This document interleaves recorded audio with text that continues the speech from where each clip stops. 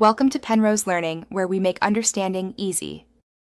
You begin by setting up the enchantment environment and collecting the correct gear. Place the table and arrange bookshelves one block away to reach level 30. This increases available enchantments.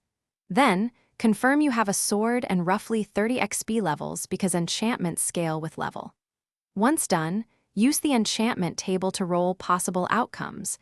If Sweeping Edge doesn't appear, you'll repeatedly re-enchant or use a grindstone to remove unwanted enchantments.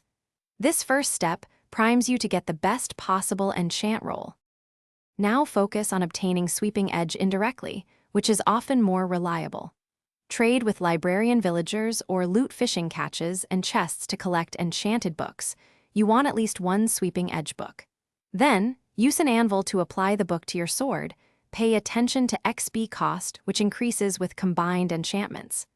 Once applied, combine books first to minimize cost. This is why you farm multiple books. It reduces final anvil expenses and preserves higher-tier enchantments on the weapon. Finish by testing Sweeping Edge in combat to ensure it performs as expected. You should see the sweeping arc damage increase with higher levels. If the enchantment won't apply because of incompatibility or high anvil cost, use a grindstone to strip unwanted enchants or combine enchanted books differently before finalizing.